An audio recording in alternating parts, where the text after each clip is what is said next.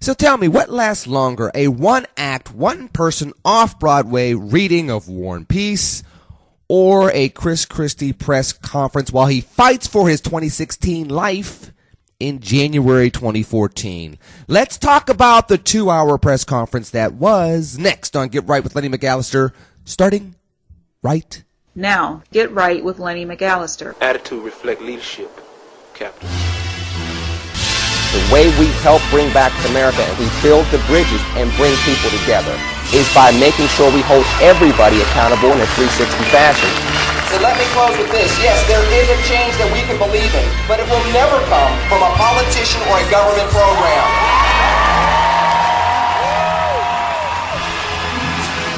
We got to move away from the American Idol soundbite nature of politics and back to the American statesman of humble servant leadership that we used to see in politics. It is time to reel in government. It is time to roll out the era of the new American citizen. If we can continue to get some common sense government from both sides of the aisle, finally get Americans through the recession, not just Wall Street. We need people that can change the crisis that we're seeing, and that's why, as a proud Republican, I go through the jail ministry. I speak to the kids in the streets. So I'm never going to lay down being a Republican or being a conservative, just as much as I'll never lay down being a proud African American. I feel like a black Republican. Money I got coming in. Can't turn my back on the hood. So that was a doozy, wasn't it? That was a very...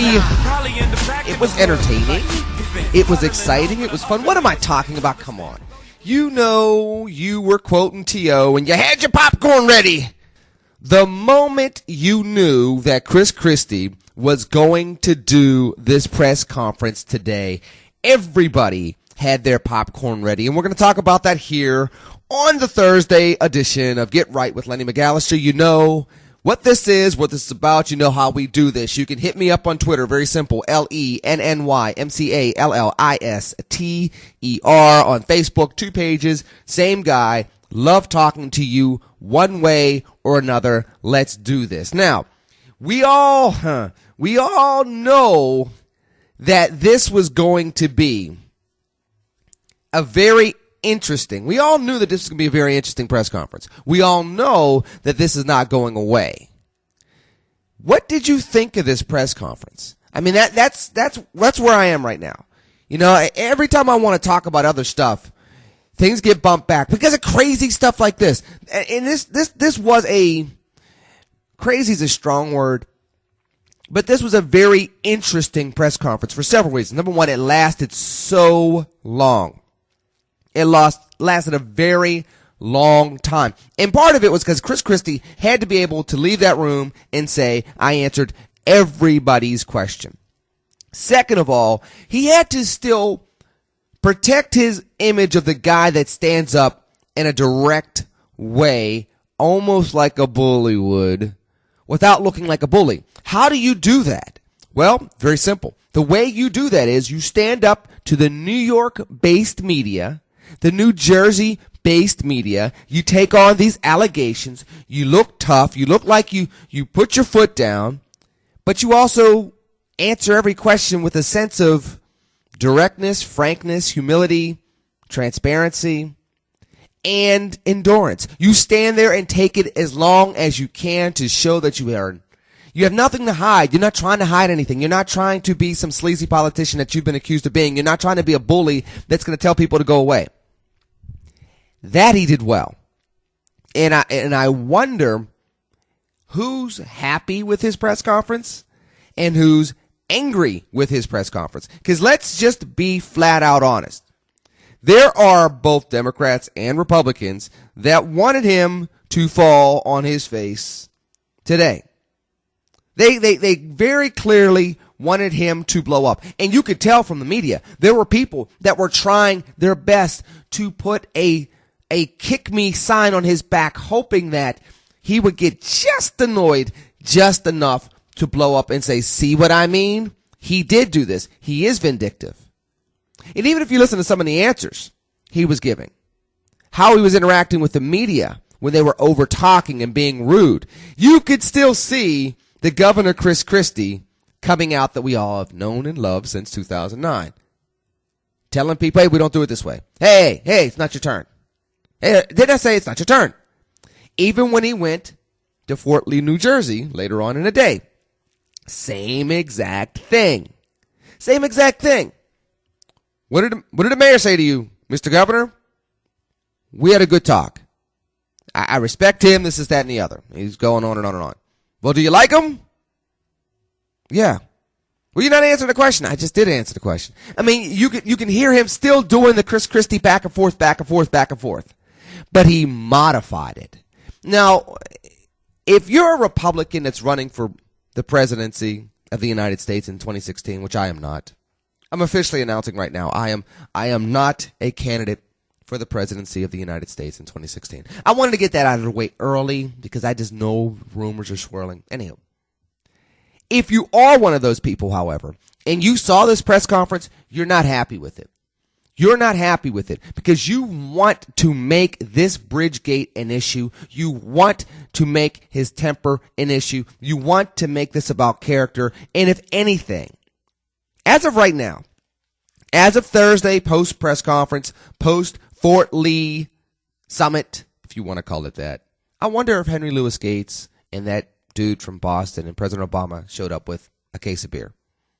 Because that's basically the feel. I apologize. I'm going to go there. We're going to sit down. We're going to have a beer and we're going to laugh. Of course, it's probably too darn cold in New Jersey right now, so you can't necessarily go out in the Rose Garden or something like that and have a beer. But you get that was the whole essence of that.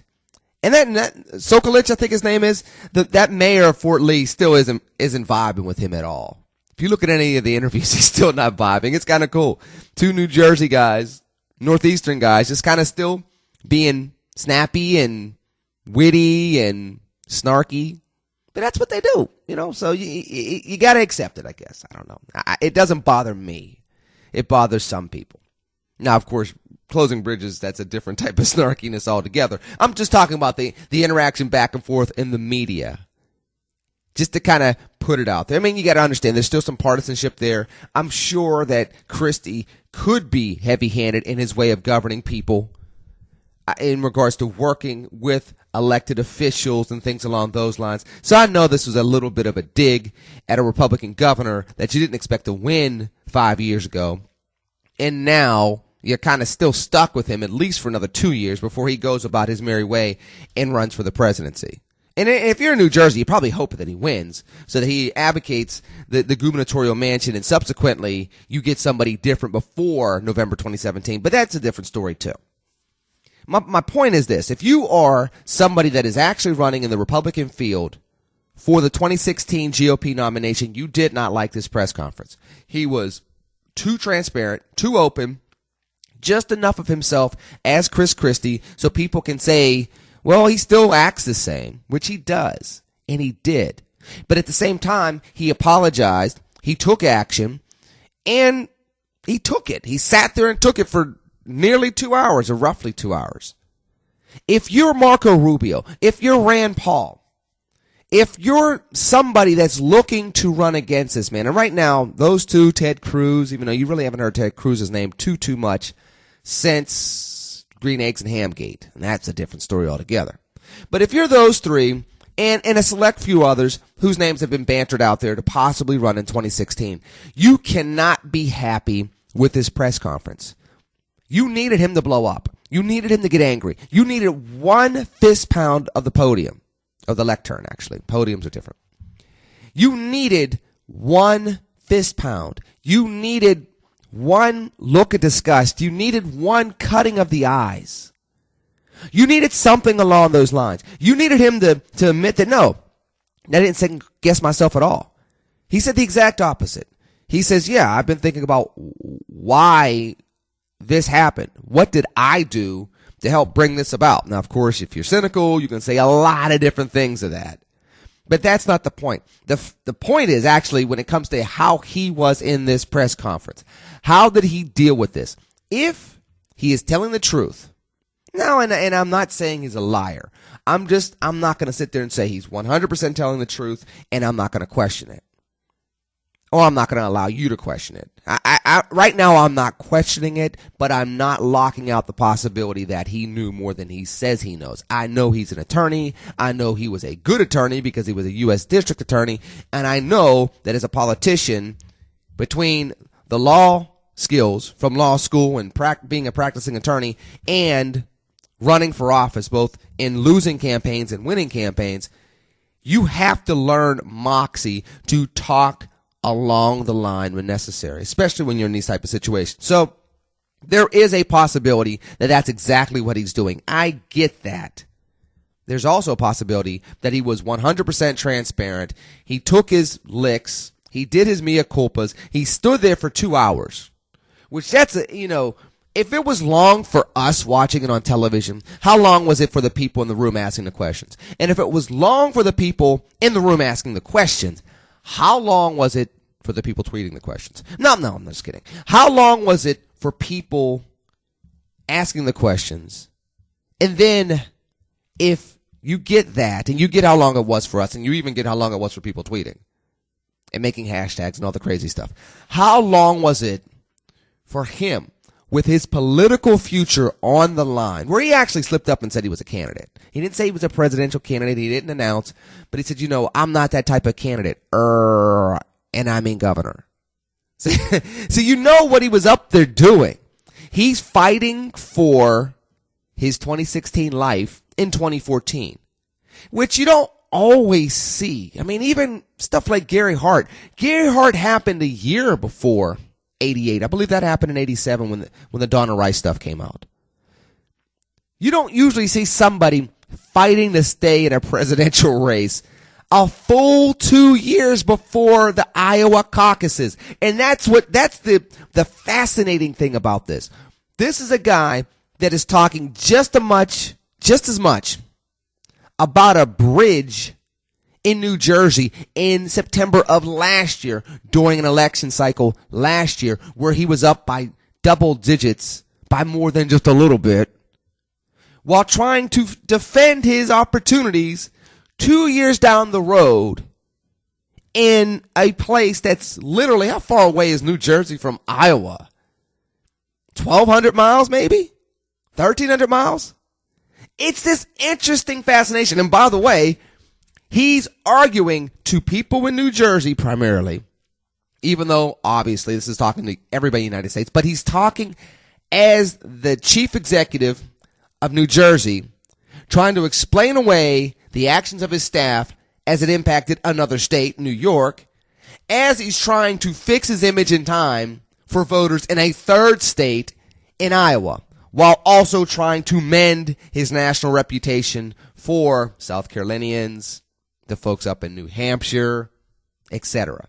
Very, very, you're not going to find too many moments like this in American history, just as to how and why. The personality, I mean, this is not a bland politician. If this were Rob Portman, because he did something on Capitol Hill, if this was, you can throw out names of politicians that don't have the colorful nature that Governor Christie has.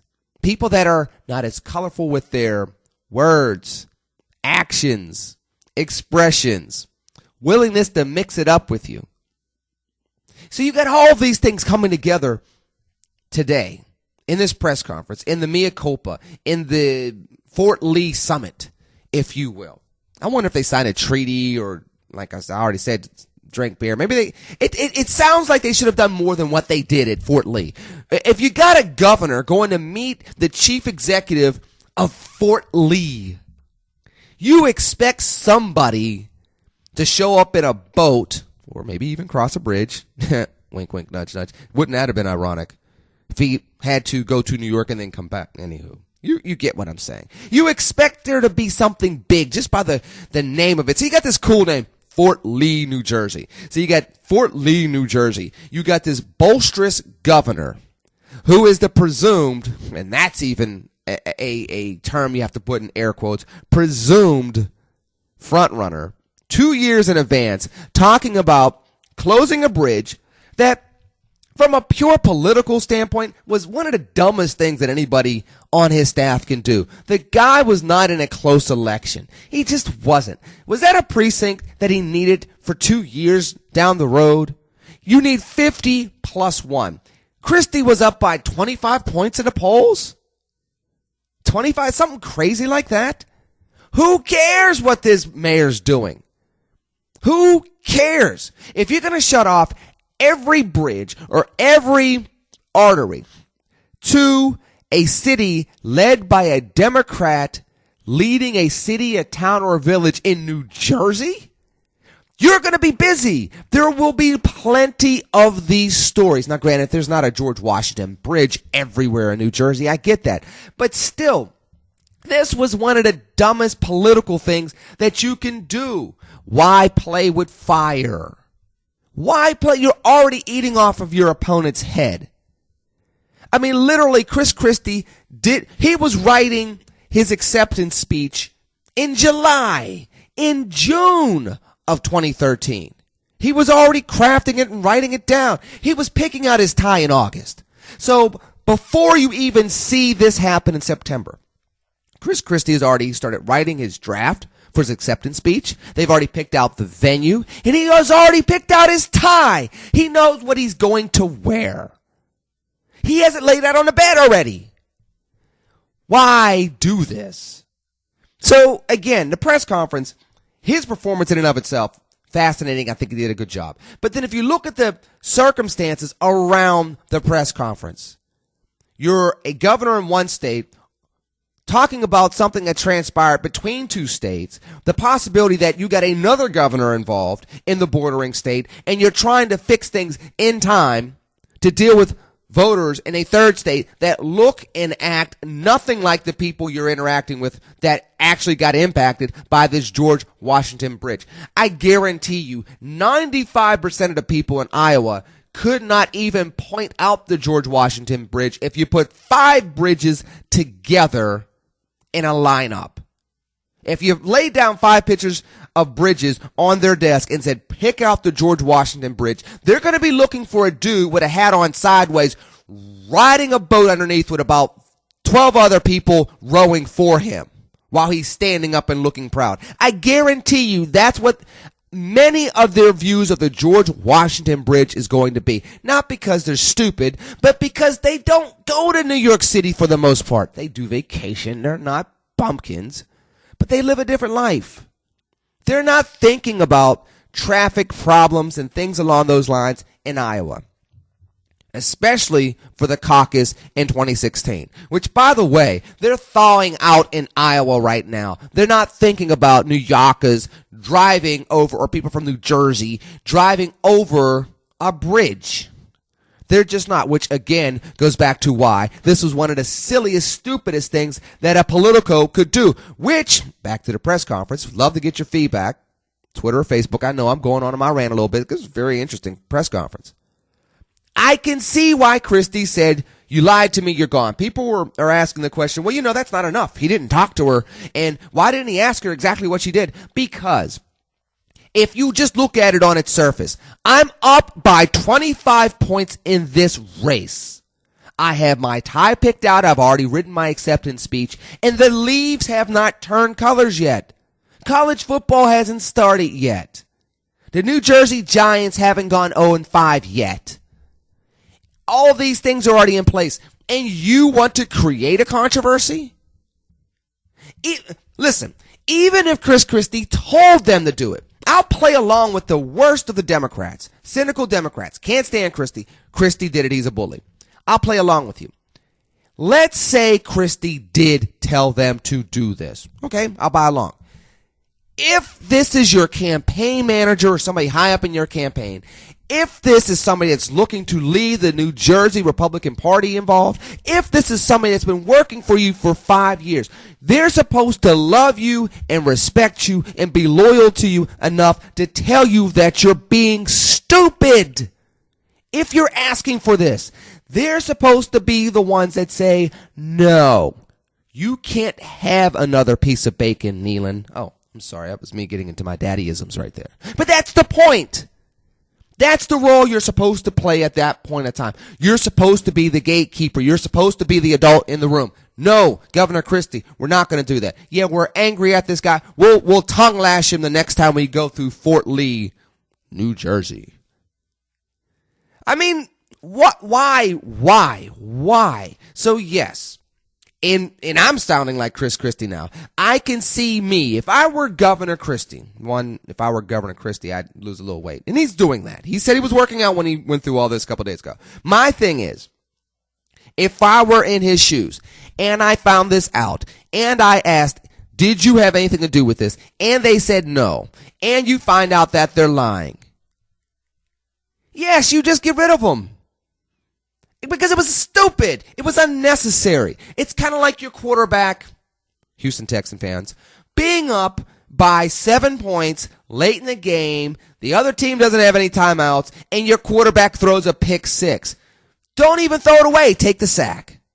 Why? Because it's unnecessary to throw the football. If you just do what you're doing, even in a mediocre fashion, you're going to win the game. Just the same with the bridge. You let the mayor pop off, say some goofy things, whatever. You're still going to win. Even if you only win by 6 points, you have 2.5 years to build up an image in time for the presidential run. Why in the world would you get into any type of retribution whatsoever, even if you're trying to, quote unquote, prove a point? That is the difference between smart politicians and leaders and stupid people that work in politics. I don't care what your degree is. That was a short-sighted, stupid move. And I'll say this before I go, even if your boss, the governor of the state, tells you to do it, you're supposed to be savvy enough to explain to him why it's a stupid move. That's my take. Interesting press conference. Interesting circumstances around the press conference. We'll see how it continues to develop. In the meanwhile, you know where to hit me. Facebook, Twitter, want to hear back from you. We will talk. We'll try our best to talk about Marissa Alexander. We will be talking about unemployment on Friday, and I hope these numbers continue to look the way they did coming out of November. That would be encouraging, because if they don't, anywho, in the meanwhile, we'll have hope. For right now, we'll talk on Friday. I love you. You have a wonderful day. Stay warm. Everybody's thawing out. Enjoy the sunshine. I'll talk to you soon. TCNGB. Take care and God bless. Peace.